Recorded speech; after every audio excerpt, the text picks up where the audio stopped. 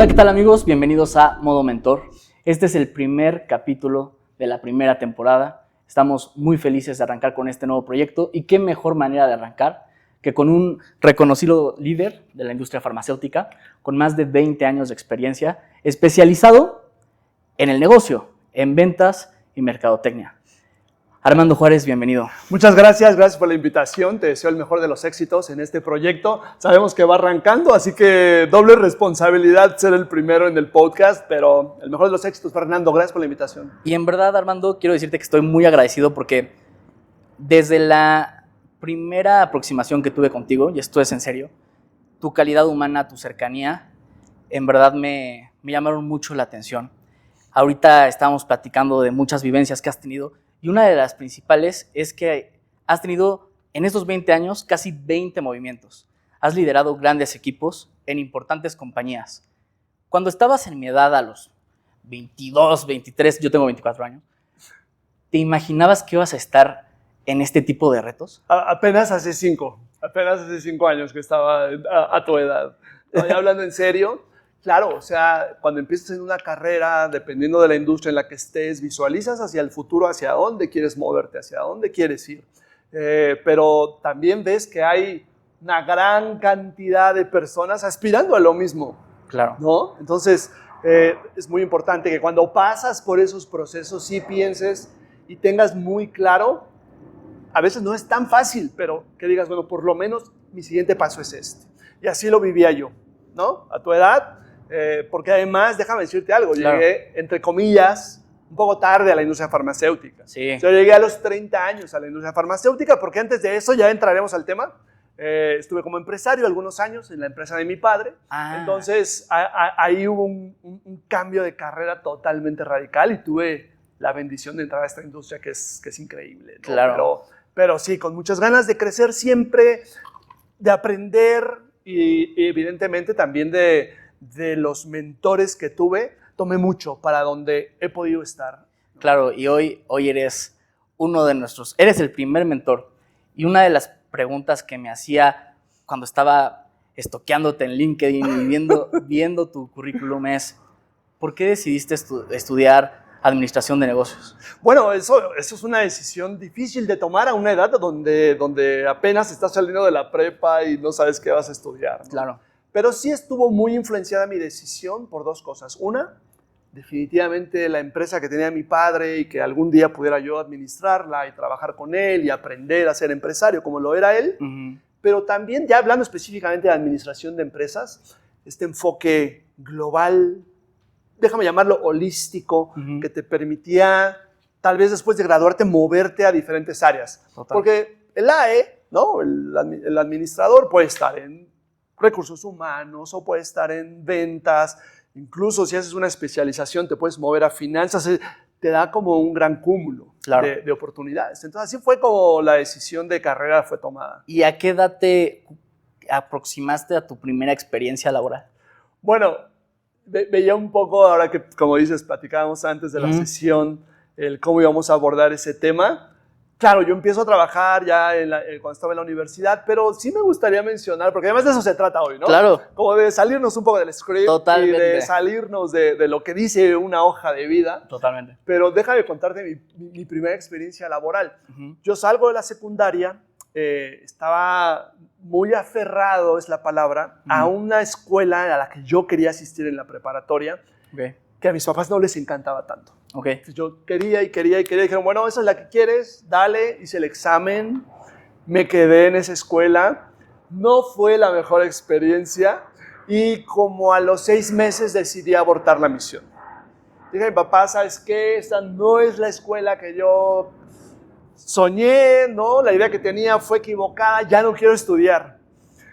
Y entonces mi padre... ¿Ya no quiero estudiar? Así de radical. Ya Y no mi padre es un grande, ¿no? Mi padre es un grande y no tuvo problema con eso. Nada más que él tenía esta política, ¿no? De los padres, déjame llamarlo, de antes. Uh-huh. De, bueno, tienes dos opciones. Una es la escuela y si estás diciendo que no vas a estudiar, la otra es trabajar, ¿no? Okay.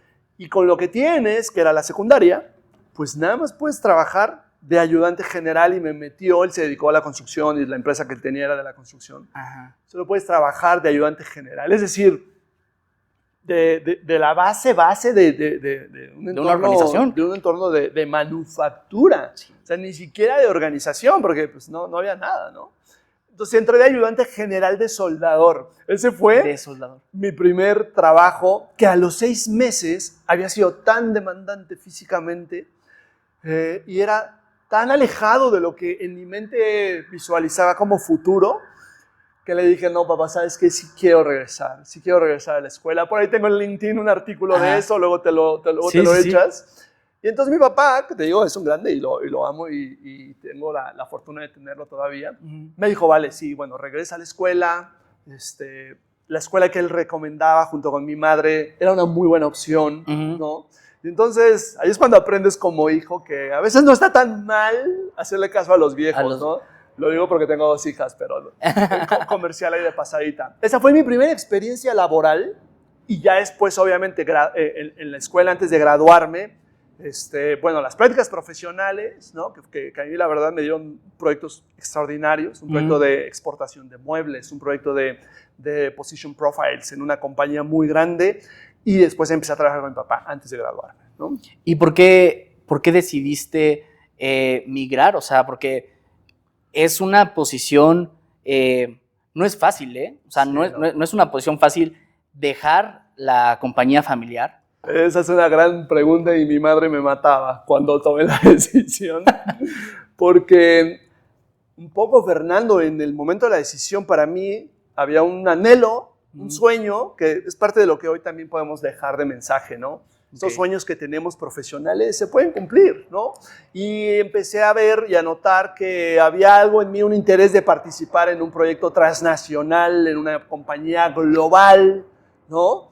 Que no estaba mal con mi padre y lo que hacía, pero esa era la aspiración que empecé a tener, ¿no? Y gracias a Dios, en el 2004 tuve la oportunidad de entrar a un laboratorio espectacular, que fue una gran escuela, ya no existe ese laboratorio, se llamaba Wyeth, y con los líderes y el modelo de desarrollo que tenía la compañía para los que formábamos parte de ella, era impresionante. Entonces, pues yo ya estaba en la empresa de mi padre prácticamente a nivel directivo, dirigiendo los esfuerzos administrativos, de planeación de ventas, de ejecución de todo. Cambio a una industria de la cual no sabía nada y entro en una posición, pues lo ves en mi hoja de vida, ¿no? Como coordinador administrativo, que era... Yo soy coordinador. Que era algo muy distinto a lo que hacía, una industria muy distinta a la que hacía y una posición, déjame decirlo, de menor relevancia en el mundo corporativo, ¿no? Es decir, desde abajo. Desde abajo. Haciendo de todo, órdenes de compra, reserva de hotel para mi jefe, que a la fecha es amigo, mentor, ¿no? Mentor de mi carrera y que tenía una visión para mi desempeño y para mi rol increíble. Y eso me ayudó muchísimo. Híjole, es que todo lo que mencionas se me están ocurriendo 30 preguntas.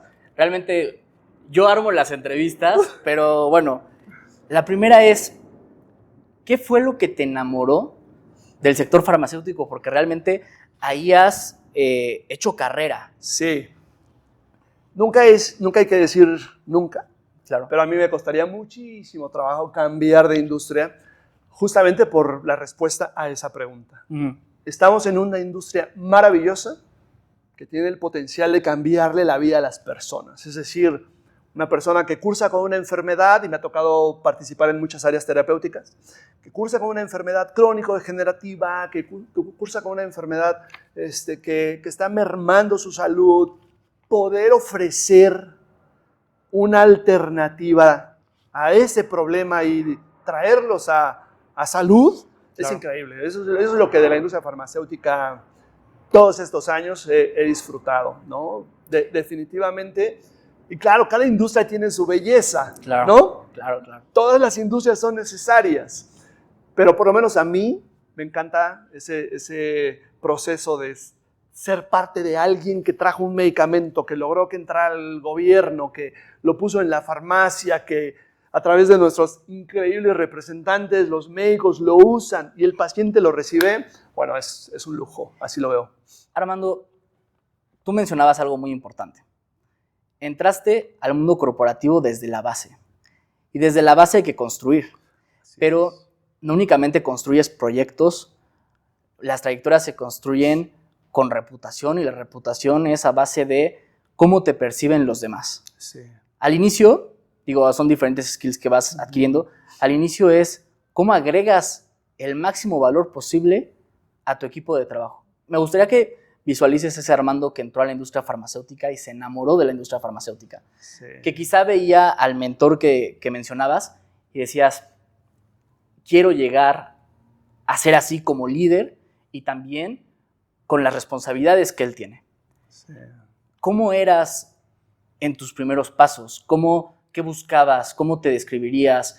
¿Qué te caracterizaba? Bueno, hablas de la reputación y creo que eso desde que empiezas hasta que se acaba una carrera, ¿no? En el momento en que decidas jubilarte, es fundamental, ¿no? Que siempre cuides los valores y que en mi caso yo digo, los valores que mis padres me inculcaron, los valores que además tenemos en la industria farmacéutica, que son extraordinarios, siempre vivirlos y que las decisiones estén basadas en eso, ¿no? Ahora, ¿cómo lo visualizaba? ¿Cómo lo veía yo un poco hacia futuro? Te decía, yo tuve la gran bendición de tener grandes maestros y grandes mentores y lo que tienes que asegurar, hablando con nuestros escuchas, ¿no? Que están empezando en la carrera, que están en una coordinación, es un marketing trainee, una posición de ese tipo, asegurarte que entiendes muy bien cuál es tu rol, cuáles son las actividades que tu rol te va a demandar. Okay. Y eso viene de tu líder, ¿no? Porque, claro, sueñas con dirigir algún día una compañía y una región y platicábamos ahorita, he tenido la oportunidad de hacerlo.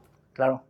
Pero mientras estás de marketing trainee en tu parte inicial de carrera, tienes que asegurarte de entenderlo muy bien y entonces ponerle un poco de tu feeling para hacer las cosas, pero cumplir con los objetivos. Cumplir con los objetivos. Que los objetivos siempre están alineados a una visión de compañía. Ser de alto rendimiento. ¿Cómo? Esa es una palabra, digamos que el mundo corporativo tiene muchos lugares comunes, sí, que son tan comunes que a veces son muy poco claros. Uh-huh. Cuando hablan de equipos con un alto nivel de performance, ejecutivos que sean muy competentes, ¿cuáles son las características que tiene ese tipo de ejecutivo, ese tipo de líder, ese tipo de trainee que lo hace ser diferente? Me vienen a la mente varias cosas. La primera, el compromiso. Porque no importa que seas un marketing trainee, no importa que seas un country manager, no importa que seas un CEO global, ¿no? El compromiso de cumplir con eso a lo cual ha sido llamado, porque Fernando yo lo veo como un llamado, ¿no? Una vocación. Una vocación. Una pasión de hacer las cosas, no importa qué es lo que tienes bajo tu responsabilidad. Entonces, primero el compromiso. Claro. Y el segundo, sin duda, es el aprender a trabajar en equipo. Es decir, cuando tienes ese compromiso y haces lo que te toca, y el de al lado está haciendo lo que le toca, y el de arriba, y el de a la vuelta, todos están haciendo, entonces de repente empiezas a ver cómo el engranaje empieza a dar el resultado para el cual se ha conformado ese equipo, para el cual existe una compañía, para el cual existe un proyecto. Entonces, entender cuáles son tus funciones, tener el compromiso de los deadlines o de los objetivos y de esta cadencia, a veces le llaman, ¿no? De no perder el ritmo. Y claro, en el camino vas a encontrar obstáculos y vas a encontrar a lo mejor dificultades. Incluso como equipo, alguien por alguna razón no pudo hacer o cumplir con lo que se había comprometido. Yo mismo a veces no pude cumplir con un deadline, claro, pero tienes un equipo entonces que te respalda y entonces empiezas a generar valor, que es parte de lo que hacemos. ¿Qué hacías tú? ¿Qué estrategias tenías para irte posicionando? Porque quien no se vende no lo compran, ¿no? Y es importante también. Yo creo que, si me permites ponerlo en esos términos, no es empezar con el me voy a vender en mente. Claro. Sino realmente con el quiero hacer un extraordinario trabajo en esto que tengo a cargo ahorita. Okay. ¿No? Y hay veces en mi hoja de vida, bueno, pasé de ser coordinador administrativo, después a ventas de primary care y después a ventas de alta especialidad y luego como marketing associate de antiinfecciosos, pero luego de inmuno, pero luego trasplantes. Ha sido una carrera de muchos cambios, claro, muy bonita, que me ha demandado mucho, porque cada que tomas un nuevo proyecto y un nuevo producto, tienes que aprender, meterte a fondo, pero hacer bien lo que tienes en ese momento. Y sabes, ahorita me recuerdas un tema que voy a abordar más adelante, bien, que es la ética profesional. Sí. Pero antes tú decías, alguien tiene que decir calmados. Sí. Y eso es una conducta básica de un mentor. Lo digo por experiencia. Yo he tenido grandes mentoras y grandes mentores que me han dicho, hey, bájale. Sí. O, ¿sabes qué? Te voy a dar este proyecto porque es tu proyecto, pero voy a estar para ti.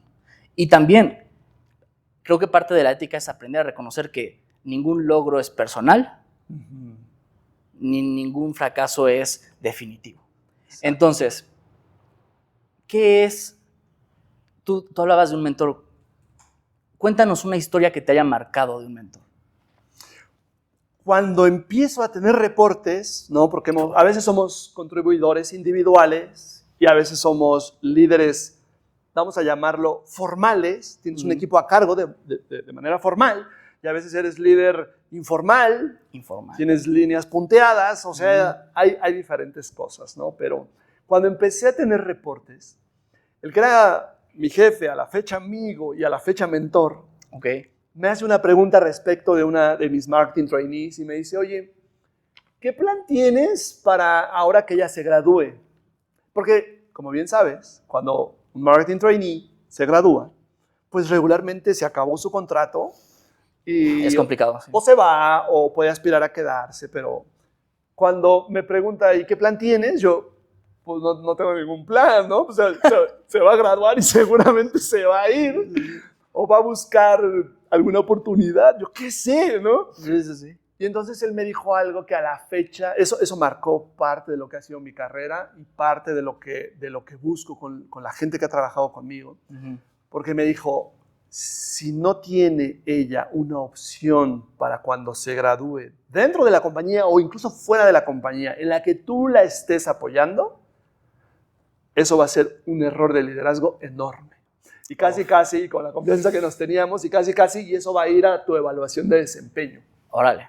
Pero lo que de fondo me estaba diciendo es, una de las responsabilidades más importantes de un líder es empoderar a su equipo, sí, para lograr los resultados, llegar a donde la compañía quiere que lleguemos, pero ver cuál va a ser el plan de desarrollo de cada una de las personas que trabajan contigo. Y Fernando, si me preguntas, eso ha sido parte, si me preguntaras alguna de mis claves para, vamos a llamar, llegar a los objetivos o hacer un buen trabajo, que la gente sepa hacia dónde es su siguiente paso, que muchas veces se vale no saber y decir, bueno, voy llegando, tuve un caso, ¿no?, de una muy querida amiga y reporte en algún momento que me dijo, oye, voy llegando a la industria, si tú me preguntas a dónde quiero dar, ella venía de una fintech, ¿no? Si tú me preguntas a dónde quiero llegar, pues no sé. Entonces, se vale decir no sé, pero entonces le tienes que ayudar a descubrir cuál sería el área donde mejor podría hacerlo, ¿no? By the way, se fue a marketing, ahora está en ventas y tiene su plan de carrera. Creo que eso es muy importante. Esas son de las primeras enseñanzas y que además lo vives también a todos los niveles. No importa que sea el country manager, sabes quieres saber hacia dónde vas a crecer y hacia dónde vas a moverte y esperas de tu líder que te dé apoyo en ese proceso. Una reciprocidad. Así es. Y, ¿sabes? Tocas un tema, me encantó tu anécdota, te voy a decir por qué, porque fue un mentor enseñándote a ser mentor. Exactamente. Y tú mencionabas al inicio de la entrevista que has estado en 20 roles. Muchas veces se dice que, yo digo que es para la vida, pero también en el mundo corporativo, las carreras crecen a los lados. Sí. ¿No? Mientras más experiencia vayas ganando, que estuviste en comunicación y en marketing y comercial, y vas armando una caja de herramientas que te vuelve tremendamente competente. Sin embargo, quizá en los primeros inicios, y esta pregunta la hago porque este podcast es modo mentor, entonces, y mis preguntas las hago pensando que la audiencia puede tenerlos. Claro. Y he buscado hacer preguntas que cubran las necesidades de muchas personas que pueden entrar en nuestra audiencia. Para una persona que va comenzando, que sabe que es una necesidad para ir creciendo e ir agarrando impulso, es difícil los cambios de áreas, es difícil, los cambios de industria, Totalmente. los cambios de compañía. ¿Cómo tú viviste esto para estar, y tú me lo decías, en 20 años, en casi 20 roles? Sí, y quiero hacer una aclaración Ajá. respecto a los 20 roles, porque cualquiera que lo escucha, oye, 20 roles en 20 años, una locura, ¿no? Sí, yo también me quedé como que... He tenido posiciones o roles que he tenido 2, 3 años, ¿no? Creo que lo que más he estado en un rol son esos 3 años, ¿no? Sí. Pero esos cambios se han dado impulsado por mis líderes, impulsado por las oportunidades que se van abriendo, pero el driver principal, al menos el que yo tuve en su momento en todos los cambios que he tenido, es el impacto. Ok. ¿Qué impacto puedo tener con mi trabajo? Okay. Te digo, muchos han sido intencional. Ay, sí, quisiera moverme. Oye, quiero participar, participo, me laqueo. Y muchas han sido algunas de, oye, hay esta oportunidad.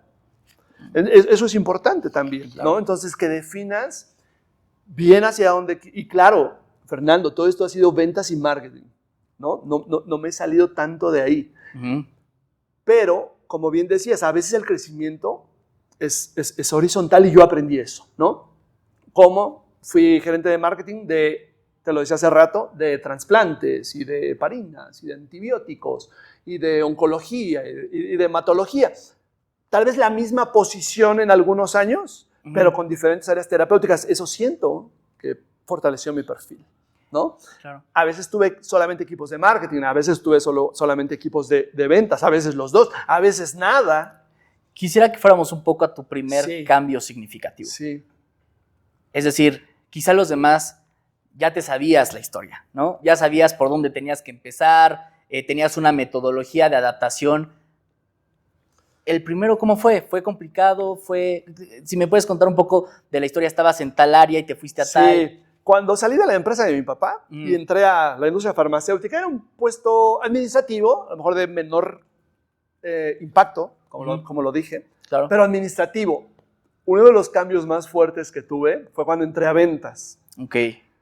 Porque yo había hecho planeación de ventas, algunas negociaciones en la empresa de mi padre, pero no la venta directa de, a ver, voy a agarrar mi maleta y me voy a ir a vender, ¿no? A ver a mis 10, 11, 12 médicos que tenía que ver al día, de privado y de gobierno.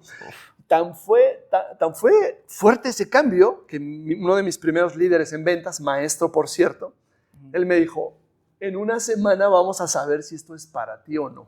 Así. Yo dije, ¿qué va a pasar? ¿No? Y te sentías presionado. Y por supuesto que te sientes presionado. Y además, sí te puedo decir que fue un reto. Ahora lo veo y digo, no lo cambiaría por nada. Te decía, estuve año y medio en Primary Care, año y medio en High Specialty, pero fue extraordinario. Eso de, no sé cómo se come esto, pero aquí estoy. Claro. Y eso es de la mentalidad que a mí me ha ayudado siempre y que como profesionales debemos desarrollar. Porque además, si tú aspiras a crecer, esa sensación no va a cambiar. Tú decías, bueno, ya la dominas y cambiaste y todo. No Realmente nunca dominas nada, porque el mercado cambia un día sí y el otro también. Entonces te tienes que llenar de esa mentalidad de, bueno, por ejemplo, Artificial Intelligence, ¿no? Ya cambió. ¿Qué tema? Sí. Ya cambió, y aunque esté en marketing, ¿cómo vamos a hacer eso? Y lo que viene mañana, ¿cómo nos anticipamos a eso que viene mañana? ¿No? Pero de los cambios más fuertes fue ese. Y después de ventas, de traer mi maleta un viernes, el lunes estaba como Marketing Associate. Y también me pasó lo mismo.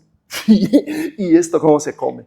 Entonces, este proyecto me encanta, Fernando, porque sin un buen mentor es muy difícil tomar esos cambios de carrera. Y no voy a dar nombres porque no acabaría y porque es tanta gente la que me ha ayudado y que me ha enseñado, pero que yo he sido un bendecido de tenerlos a todos ellos, que te toman, ven potencial o ven algo y dicen, oye, a ver, tráetelo, y ahí te toca también corresponder a ese voto de confianza que te están dando, pero que te guíen, que te ayuden, y que sí, de repente un zape. Te digan, a ver, ¿qué estás haciendo?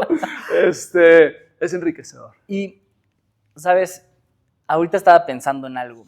Estábamos hablando de los lugares comunes, que a veces son tan comunes que resultan indescifrables. Y uno de esos lugares comunes es el famoso seniority. ¿Cómo definirías tú lo que es el seniority? ¿Y qué consejo, considerando tu experiencia, tu liderazgo de gente, tu liderazgo en portafolios, tal. ¿Qué es el seniority? ¿Cómo puedes saber qué tan senior eres? Porque eso es difícil. ¿Y cómo lo empiezas a desarrollar? Yo pienso, claro, hay muchas cosas, ¿no? Pero pienso que la responsabilidad y el accountability es parte de lo que te muestra que alguien de verdad tiene el seniority. Claro. Te hablaba de Wyatt y de la escuela que fue. En Wyatt aprendí desde el mero inicio de mi carrera en marketing y en ventas que eres responsable el día 1. Te cuento una anécdota muy chistosa. Me paro en un marketing plan, casi al inicio de mi carrera como mercadólogo, y les digo, oigan, bueno, ustedes saben que soy nuevo, tengo 2 semanas en este rol, y todo el mundo se suelta a reír. Y te quedas así como, ¿qué dije, no? Y por ahí alguien de los líderes, que te digo, fueron muy buenos líderes, dice, a ver, aquí dejas de ser nuevo al segundo día. ¿Y por qué el segundo? Porque el primero es el día de la bienvenida, ¿no? Te invitan a comer, bienvenido a la compañía. Y entonces, el seniority yo lo veo como alguien que se hace responsable desde el minuto 1 de lo que está en sus manos. Claro, a lo mejor no vas a dominar todo en el día 1, pero saber que eres el responsable de las decisiones, y eso es parte también del seniority. Hay decisiones difíciles a veces que tienes que tomar y que van a tener un resultado y un impacto no solo en el negocio, en la vida de las personas, ¿no? Interna y externamente, hacerte responsable de eso y que esas decisiones estén tomadas muy bien pensadas, con todos los datos. No siempre puedes tener todos los datos, pero sí pensando en el bienestar de los que sabes que van a ser impactados por esas decisiones. En verdad, Armando, que hasta parece que leíste las preguntas, porque yo estoy pensando en algo. Las decisiones. Es diferente cuando estás como coordinador, como gerente junior, a cuando estás como director. ¿Cómo fue tu transición a buscar agregar el mayor valor como colega, ¿no? Buscando crecer, a empezar a tener reportes? Bueno, esa transición cuando estás como contribuidor individual y que empiezas a tener reportes, creo que la parte que cambia es porque ahora te sientes responsable de 3, 4, 5, 15, 20 personas de las que tengas a cargo de manera directa e indirecta. Claro. Y tienes que asegurar, lo decía hace rato, que las decisiones que estás tomando impacten positivamente. ¿En qué áreas? Bueno, hablábamos del desarrollo de esas personas, de los recursos que necesitan para hacer su trabajo, ¿no? Ser un ejemplo, porque no se vale pedir lo que no sabes o no estás dispuesto a hacer. Y claro, te vas especializando y todos se van especializando, pero sí tienes que saber muy bien de qué estamos hablando, por qué estás tomando ciertas decisiones, ¿no? En tu primera experiencia, ¿qué fue lo que más te costó? Que decías, yo imagino que ya al mes, a los 2 meses de ya empezar a ser un líder de equipo, sí llegaste algún día a tu casa y dijiste, vaya enredo, ¿no? Porque realmente, y esto es importante, tiene mayor peso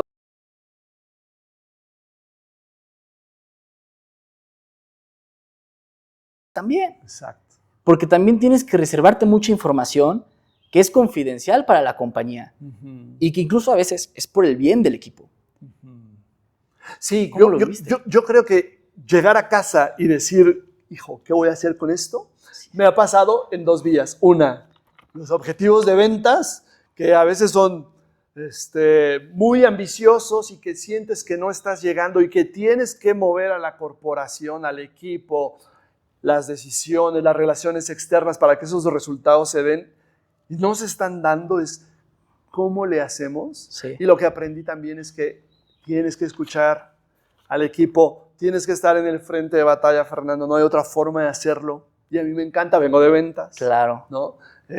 Y entonces, de las partes más difíciles es que también todo tu equipo, hablando de marketing, se empape de ese sentir de, oye, estamos para servir a la fuerza de ventas, estamos para servir al cliente, al paciente, que nuestro trabajo del día a día sume a eso. Si no estás sumando a eso, te empiezas a encontrar con que los resultados no se están dando. ¿Te costó digerir las retroalimentaciones? Porque también las retroalimentaciones, también estás en el centro y estás más expuesto. Sí. ¿Te costó enfrentar el feedback en tus primeros pasos como líder? Yo creo que no. O sea, creo que sí me considero alguien que le gusta aprender de los errores.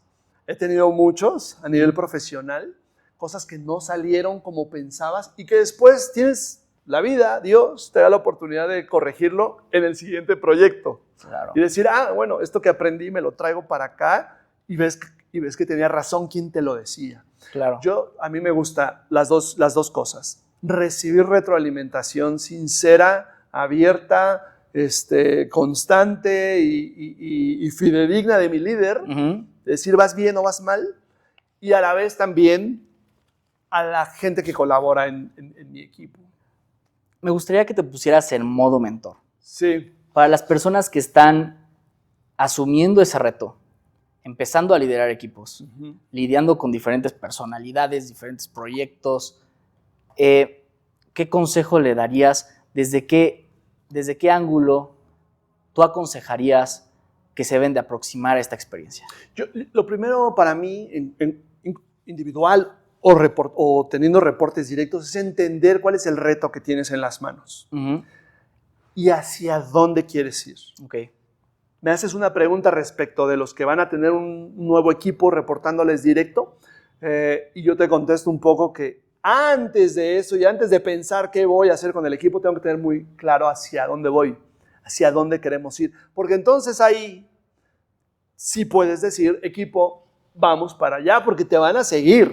Claro. Porque te van a seguir. Entonces, una visión clara. Y sabes, Fernando, tenemos también la ventaja de que en estas compañías transnacionales, globales, gigantescas, ¿no? Donde tú y yo colaboramos, uh-huh, eso no es tan difícil de saber. O sea, la compañía tiene una visión, los líderes regionales, el country manager sabe perfectamente hacia dónde va. Claro. Pero en tu negocio o en tu área de influencia tienes que estar muy claro hacia dónde vas. Y no es lo que se te ocurre de hacia dónde voy. Es habiendo hecho un diagnóstico de lo que está pasando en el mercado, lo que el mercado necesita, lo que el cliente necesita, decir, ok, este es el plan. Por eso hacemos planes anuales, ¿no? Claro. Que el equipo lo entienda muy bien. Si van a empezar a reportar mañana 2, 3, una persona, un marketing trainee, ese marketing trainee debe saber muy bien de parte de ti hacia dónde vas. Ok. Hacia dónde quieres llevarlo, hacia dónde quieres llegar. Y también lo que es nosotros lo llamábamos el IDP, ¿no? El Individual Development Performance Plan. Hacia dónde quieres llevar el negocio bien, pero hacia dónde puedo ir yo. ¿Qué hay para mí en la mesa? Claro. Porque no se vale que tú crezcas y que tú vayas por la vida siendo exitoso y que tu equipo se quede rezagado. Claro. Eso no se vale, ¿no? Y por lo menos a mí, ver a la gente cómo ha crecido, cómo se ha movido, a veces por las cosas o los planes que se han desarrollado, es también extraordinario como líder cuando lo vives. Y también hablas de una cosa muy importante. Primero, tener muy bien definida cuál es la visión para encauzar los recursos humanos hacia ese fin. Así es. Pero también hay formas. ¿Cuáles son los valores que a ti te gusta tener en tu equipo? Que son los valores que, muchachos, o sea, aquí está, o sea, mira, allá está la portería, pero no se vale, o sea, las barridas, o sea, no se vale jalar, o sea, hay maneras. Sí, claro. Y yo creo, me das la impresión de que eres una persona que se preocupa mucho de el qué, pero también el cómo. Sí. ¿Qué valores te gusta tener? Es una gran pregunta. El respeto es fundamental. Ok. Y aparte estamos en compañías que si no te alineas a eso, no puedes ser parte de esa cultura. Uh-huh. El respeto por la persona, y eso incluye todo, ¿no? O sea, nada que violente o que agreda, y no solo eso, sino lo que decíamos de la colaboración, ¿no? Y el compromiso. El respeto. Otra, desde el punto de vista del trabajo que hacemos juntos, uh-huh, el compromiso. Tú tienes una responsabilidad, yo tengo otra. Si nos comprometemos a eso, podemos salir adelante. Y otra que estaba pensando, que a lo mejor es muy básica, pero es la verdad. Ok. Fui representante de ventas y en ventas se escucha o se sabe de los que plomean, así le llaman, ¿no? De los que reportan en falso una visita que pareciera dentro de tus 200 visitas al mes, un reporte en falso no pasa nada. Me pasa, ¿no? Ajá. Sí, nadie se va a dar cuenta. Ahí aprendí que el trabajo es de confianza, el del representante. Nadie te ve, a veces estás de viaje en otra ciudad, pero si tú eres honesto con tu trabajo, el trabajo se nota. Veíamos coberturas de visita de 95, 98, a veces de 99% ventas muy mal. Entonces, ahí es donde encuentras las disrupciones.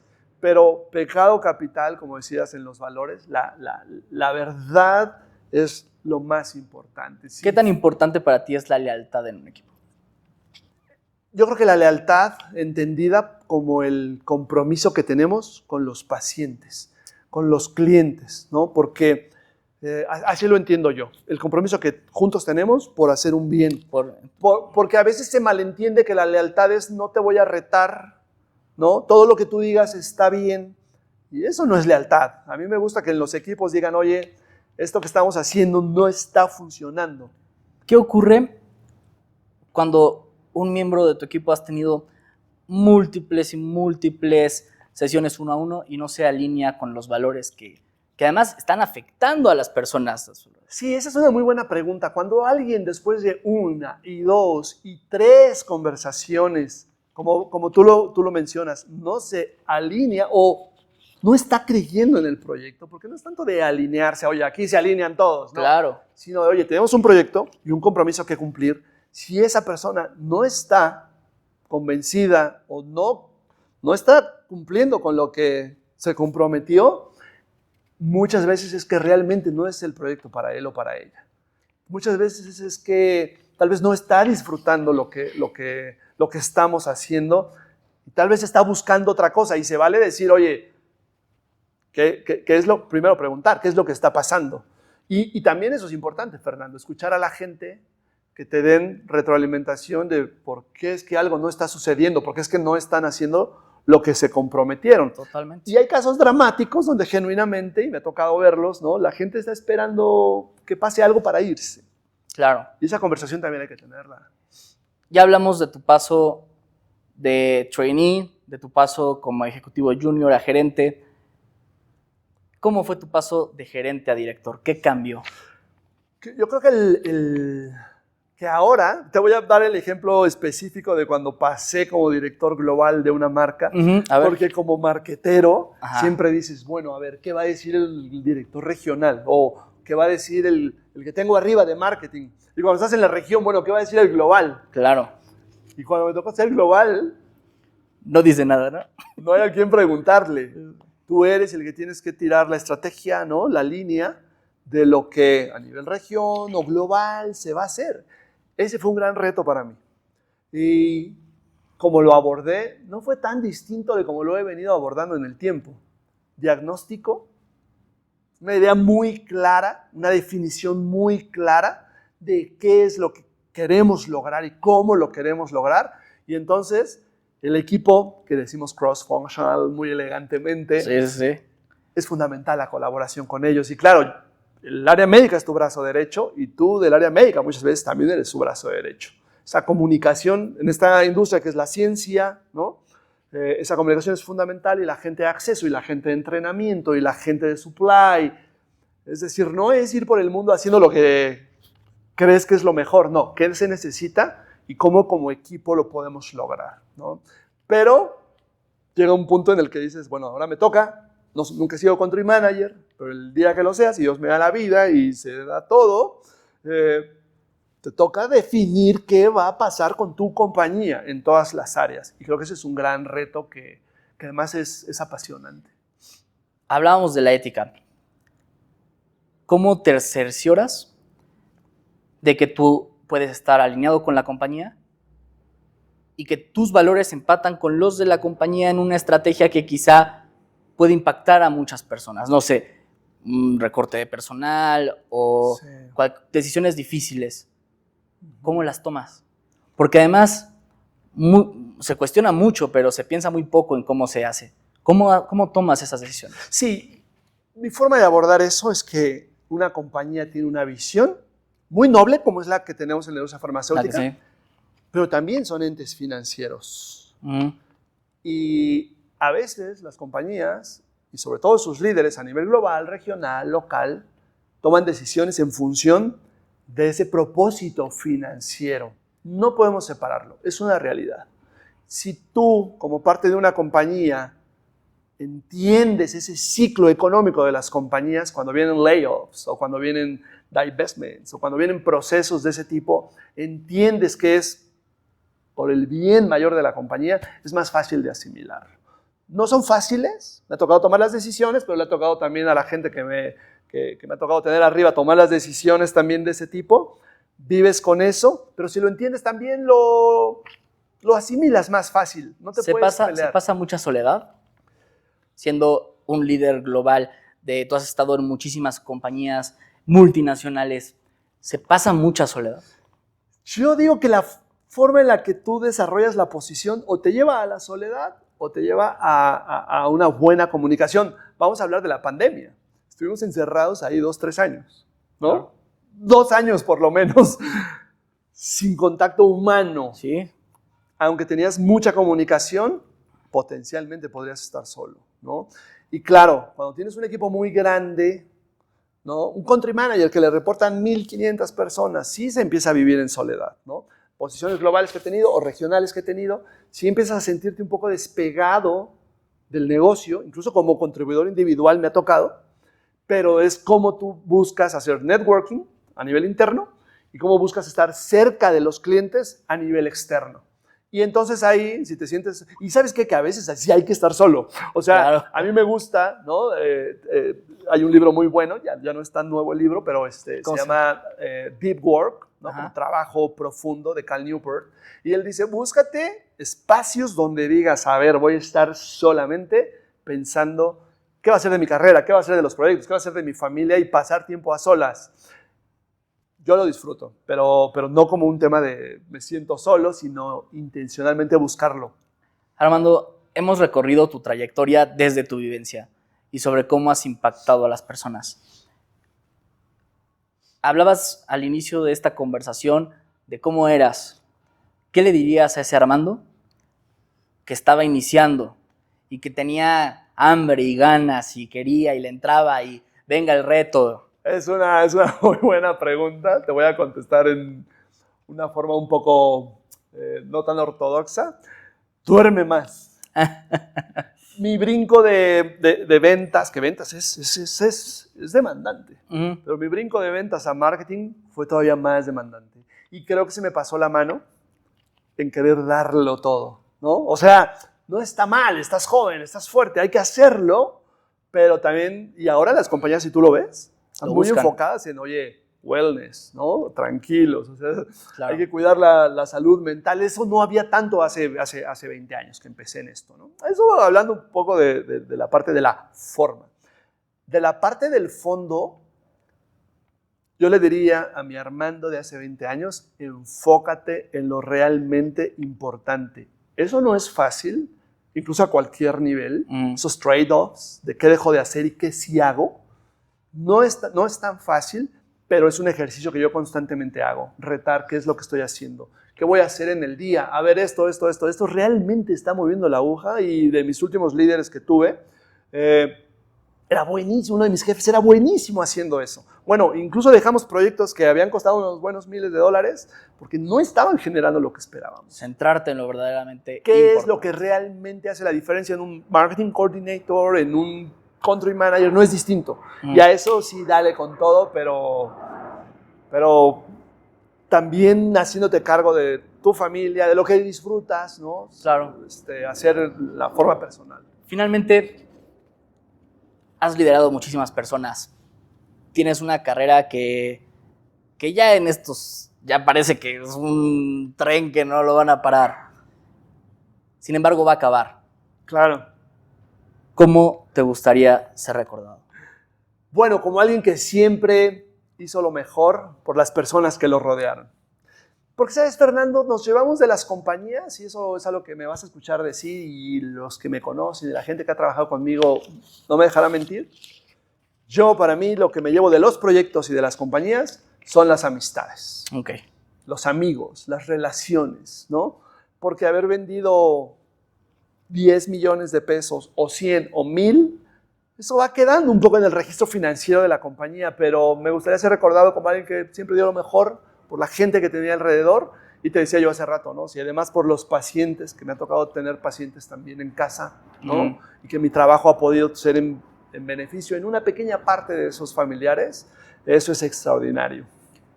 Muchísimas gracias. Gracias, eres nuestro primer mentor. Gracias por ponerte en modo mentor. Encantado. ¿Algo que quieras decir? ¿Cómo te sentiste? Nada, bueno, feliz de participar en este ejercicio. Si me dejas dar un último mensaje. Sí, es tu espacio. No importa en qué parte de tu carrera estés, si eres el director mundial o eres el marketing trading o eres lo que sea, busca un mentor. Alguien que te ayude, alguien que te enseñe, alguien que te guíe. Disponte a aprender y te va a ir siempre muy bien en tu carrera profesional. Armando, muchísimas gracias. Encantado. Muchas gracias por creer en el proyecto y nos vemos en el siguiente, que esto apenas comienza. Están en modo mentor. Gracias. Excelente, gracias.